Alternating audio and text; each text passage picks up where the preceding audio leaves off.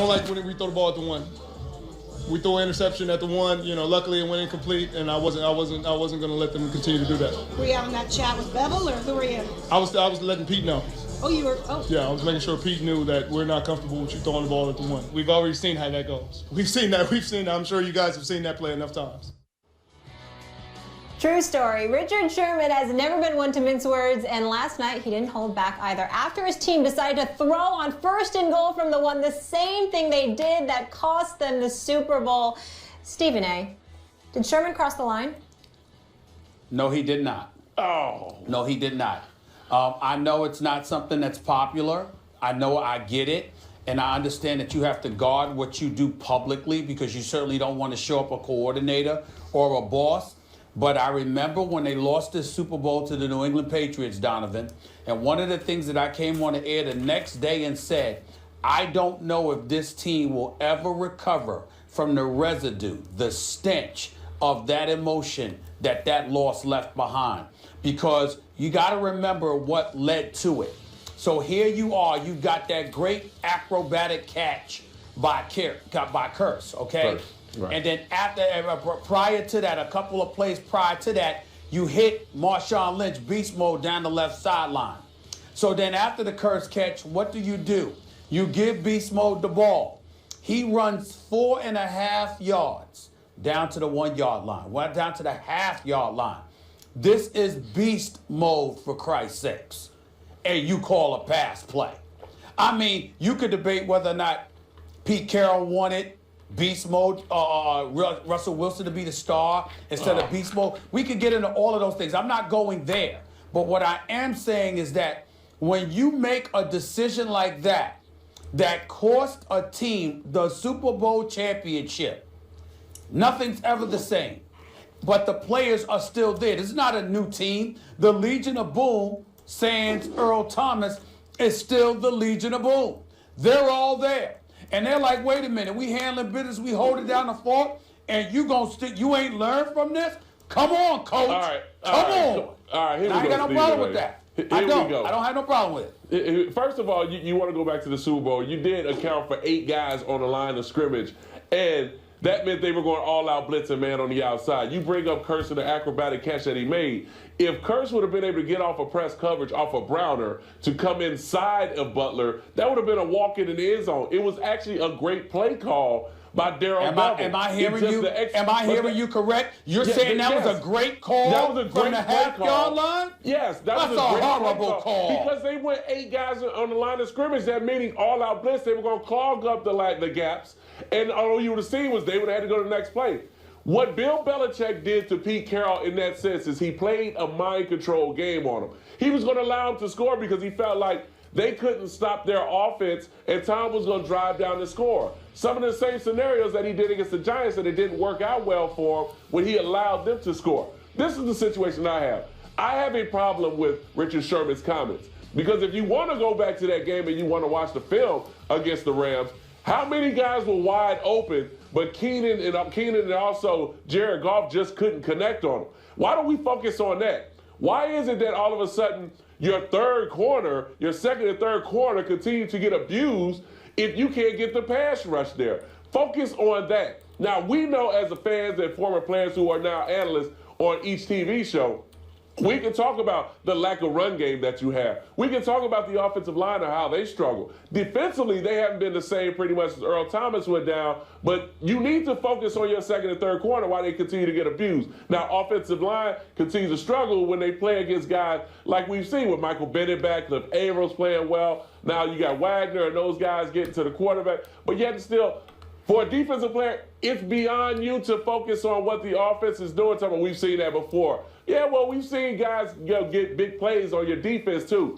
Let the offense handle their business, and you handle your business on defense. No. I always have a problem when defensive players get into the media and talk about what they did or what they should have done. No, leave that alone and keep it for in-house. You are one of the great and underrated quarterbacks of all time. But you are wrong about this, and Stephen Absolutely not. And it pains me to say it, Stephen A is right about this one. He's right about this one. Here's the thing about Pete Carroll, in case you haven't noticed, Donovan McNabb. The secret sauce on Seattle is that he allows his players to be themselves. And as a result, not only do they reciprocate loyalty, but they play loose and they play free, and they're able to optimize their ability. So that's one. And Richard Sherman is a part of that culture, one of the leaders of that culture, and it's had more success than any other culture in the NFC since Pete Carroll and Richard Sherman have been there. So that's one. Two, when you talk about running plays from goal line, basically, in big situations, it recalls an emotionally devastating moment for the team. Now, you may be right. I will accept your representation over Stephen A's, for example, that it was actually a good play call. I also disagree with you there, but you know a lot more about football than we do. So I will defer to you there. That's not even, for the sake of this argument, that's not even the point, technically, whether it was good or bad. It was an emotionally devastating moment that stuff like this harkens back to. So Richard Sherman is fine. I'm not saying he's right or wrong, but he's fine bringing it up. He's on solid footing. And the fact that Pete Carroll has fostered an atmosphere where Richard Sherman feels free to bring that up is one of the keys to Seattle's success. I do not think Richard Sherman crossed the line at all. You're wrong, Donovan McNabb.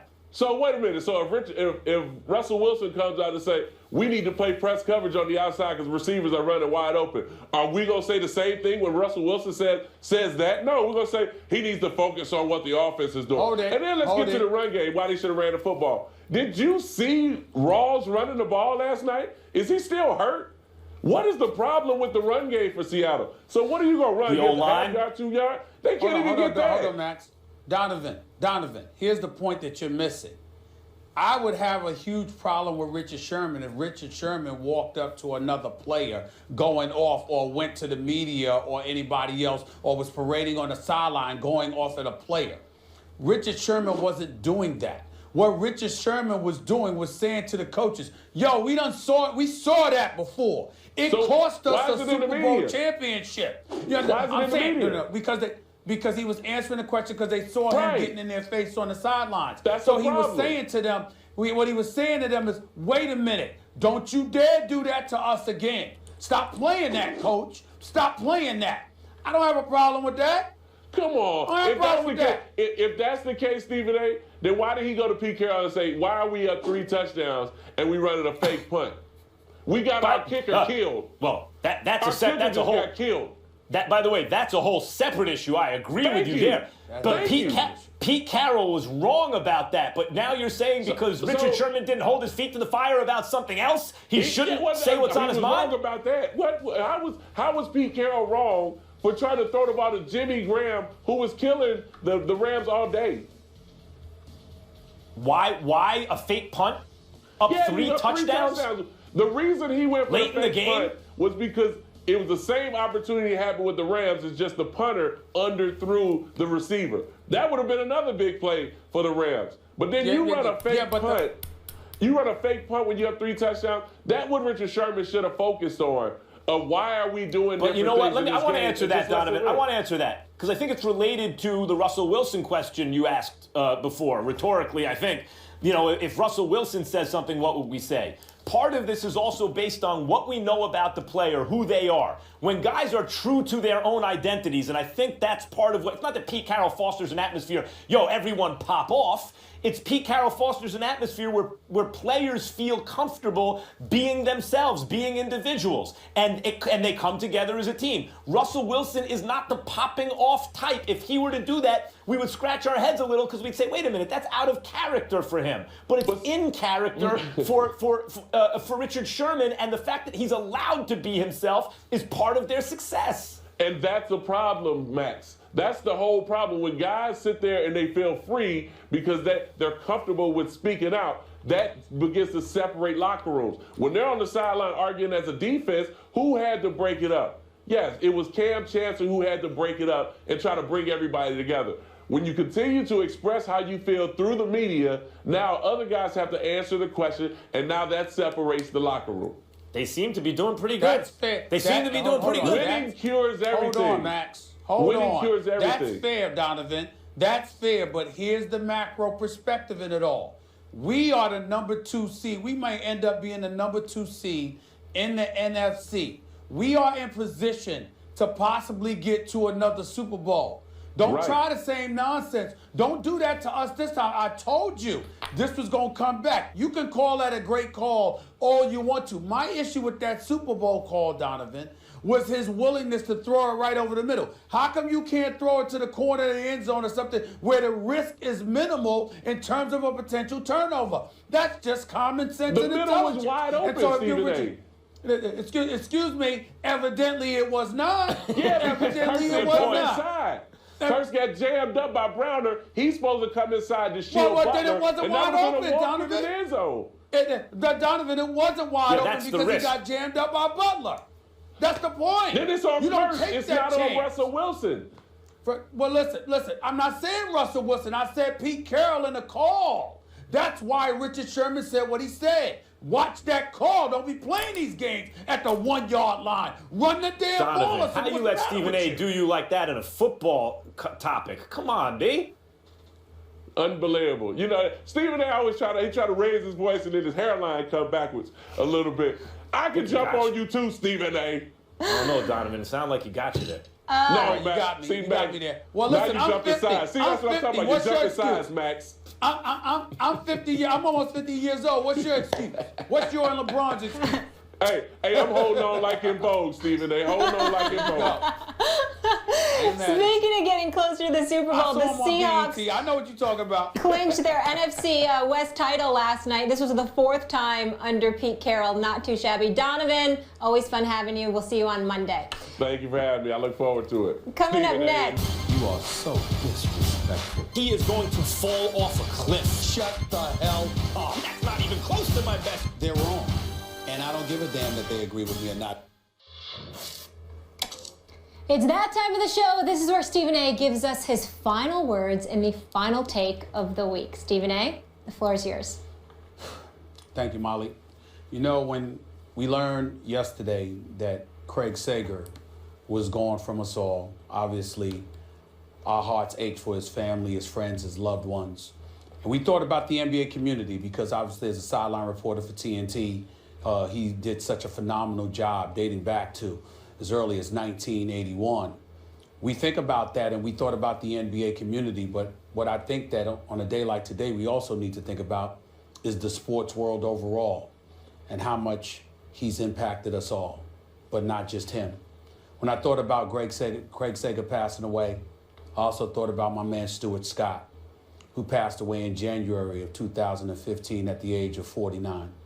I thought about John Saunders. No, he did not pass away from cancer, but he's gone from us nonetheless at age 61.